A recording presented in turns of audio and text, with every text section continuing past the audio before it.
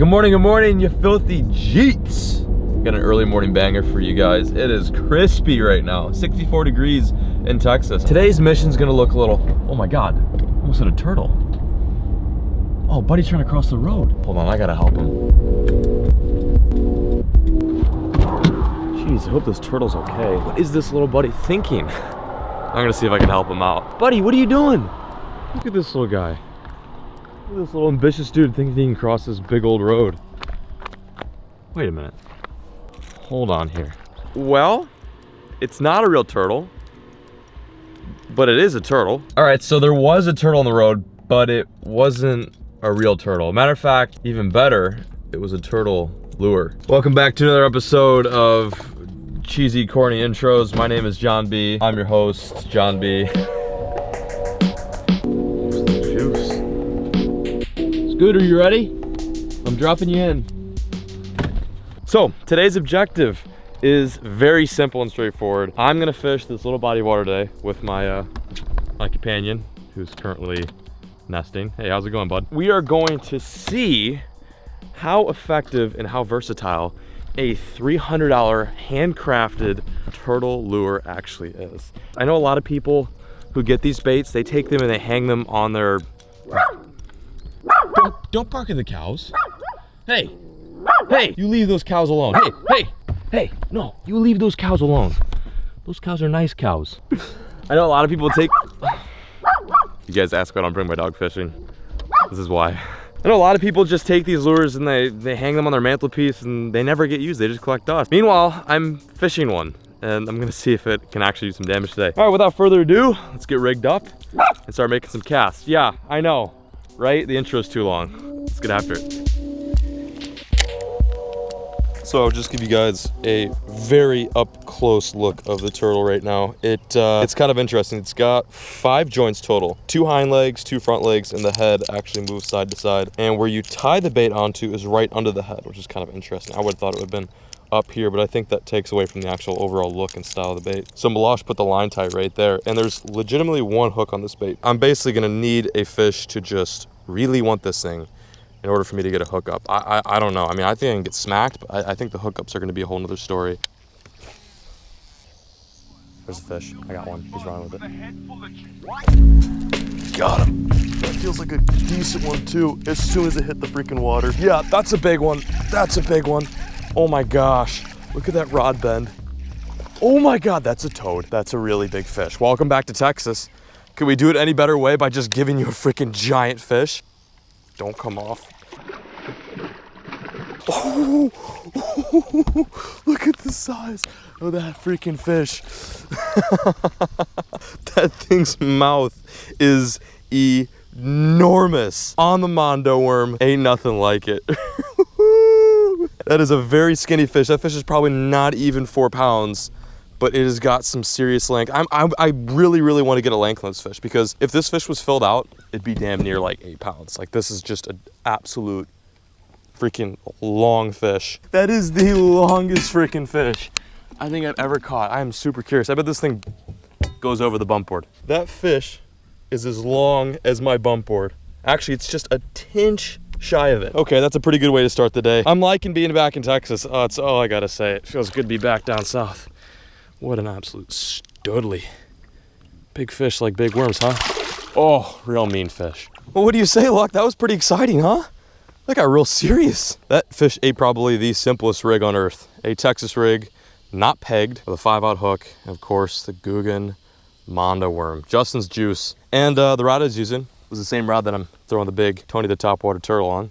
This is the rigged rod. Favorite Phantom. 7/8 with some 20-pound test. Straightforward. Just rigging it like this through the nose, bring it up past the line tie, and hide that hook.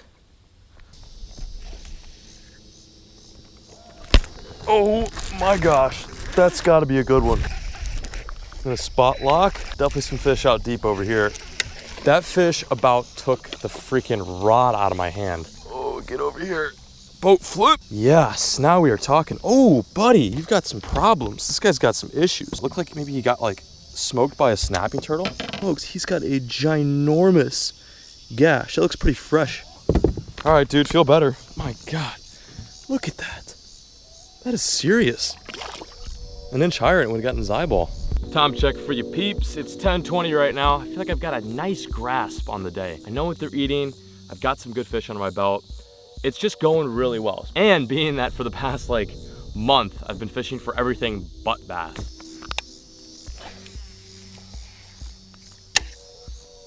Oh my God, another one. He's got it, he's swimming with it. Next cast, watch this, watch this. On. He's a little guy though, he's a little guy. That was right after the gash bass. Yeah, so we've got a nice variety of sizes in this lake. No doubt. Okay, can you just settle? Same exact spot. Not the same fish though. Just a little bit smaller. See you, bub. Mondo worm also catches dinks. To clarify, it doesn't only catch mondos, but mostly mondos. I don't have a graph with me today, but if I had to guess, I'd say these fish are sitting in 7+ feet of water.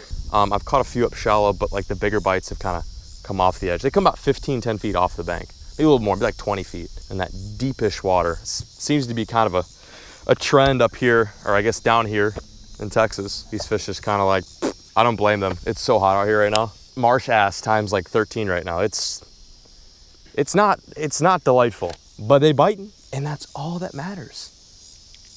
You know? Kiki, do you love me? Oh, he's got it. You guys ready?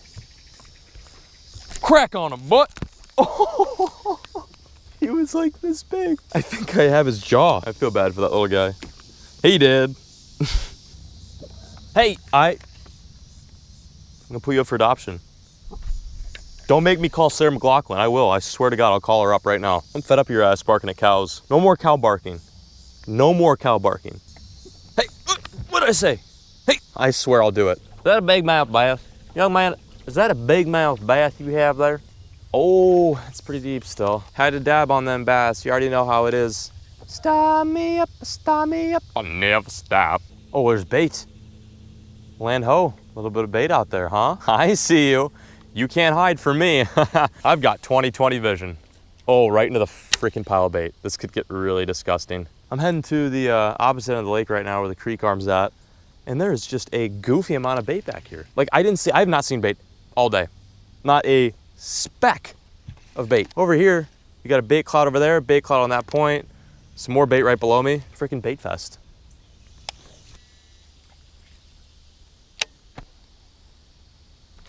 There's one. I'm on. Spinnerbait bass. So went back in this cut, saw a plethora of bait, just like way too many not to throw spinnerbait.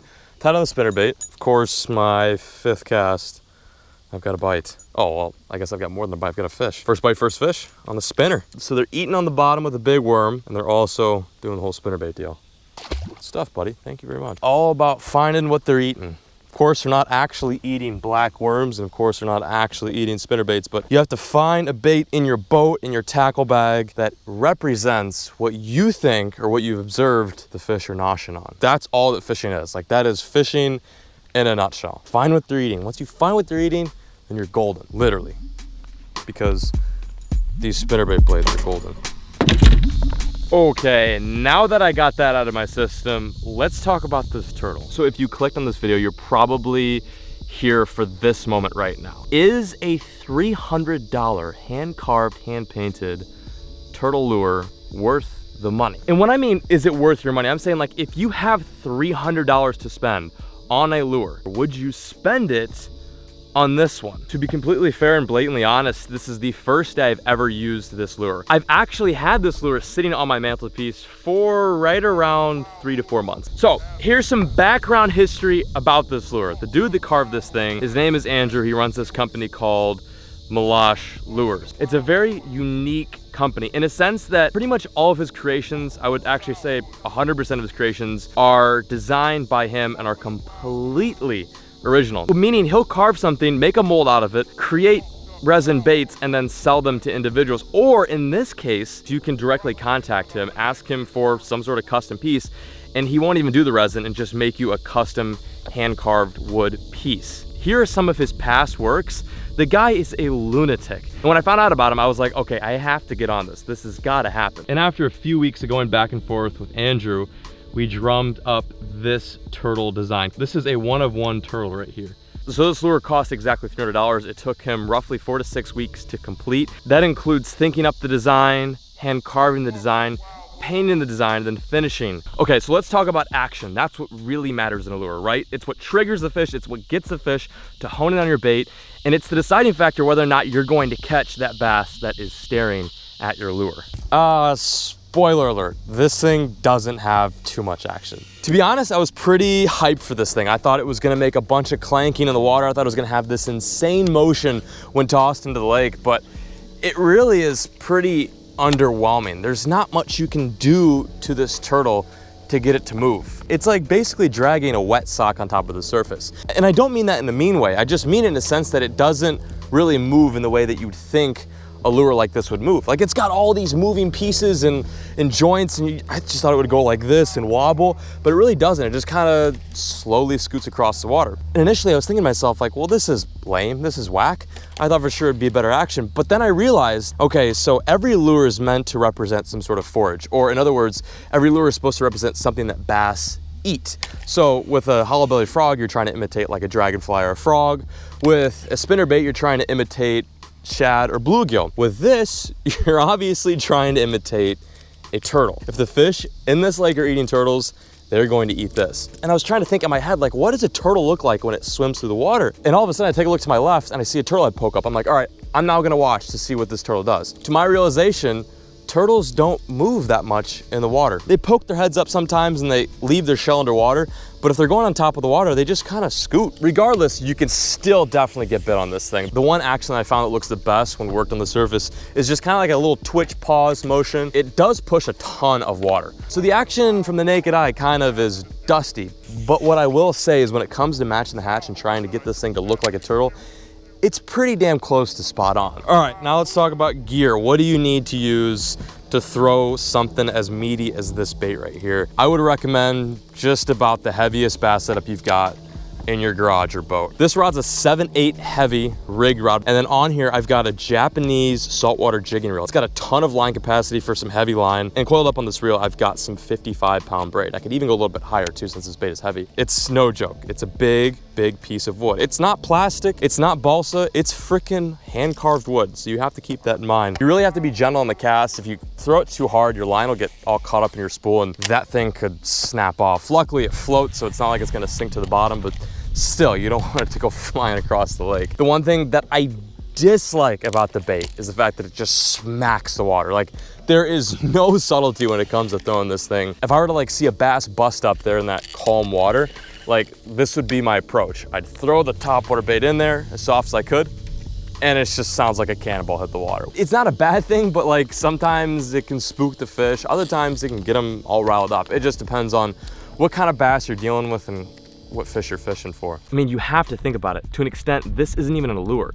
It's a wood carving, it's a sculpture. It's legitimately a piece of art, and it definitely shows with the paint job. I think it's supposed to be a painted turtle, like a neon painted turtle. I mean, if I was a bass, you wouldn't have to twist my fins to eat this. I think the design is where this thing really excels. Like, that's the reason why I just like freaked out when Andrew sent me the final picture. Unfortunately, I didn't get a chance to catch a fish on it, nor did I get a single bite on it today, but that's okay. I don't really think they were hot on the topwater bite anyway. Texas, midday in the middle of summer isn't the best time to be throwing topwater, let alone a topwater fucking turtle, for God's sakes. I think I'm gonna take this lure and fish it somewhere else, just probably not anywhere around here. Come on, Lucky, come. Hey, there you are. Hey, come here. What do you say, Scoot? You wanna go home? Yeah, let's dip. Yeah, I think it's time that we bounce on out of here. As much as I'd love to just grind tits in the heat and force feed one of these bass a turtle, I don't think it's gonna happen. What do you think? Did you have fun today? Boat smells like fish. That's always a mission accomplished. This is the part in the video in which I thank you guys so much for watching. I really appreciate the view. You guys are seriously the best. I'm gonna stick my wiener in the air conditioning car. Just give me one moment. If you guys are interested and curious in picking up one of these turtles for yourself, be sure to hit up my boy Andrew. I'll leave all of his stuff linked in the description below. He may or may not be working on a rigged lure dropping soon. But that's a secret I'm not supposed to tell you guys. Yeah, if you guys want to check out his turtles, he makes a bunch of stuff. Not all of it is $300. He makes some really reasonably priced lures out there, and it's really good stuff. It's just like, I think him, I don't even know if he has that big of a team, but it's a great dude. Scoot and I are heading back to Dallas. Thank you guys so much for watching today's video. I seriously appreciate the views. Stay safe, catch fish, and as always, folks, keep fishing, never stop.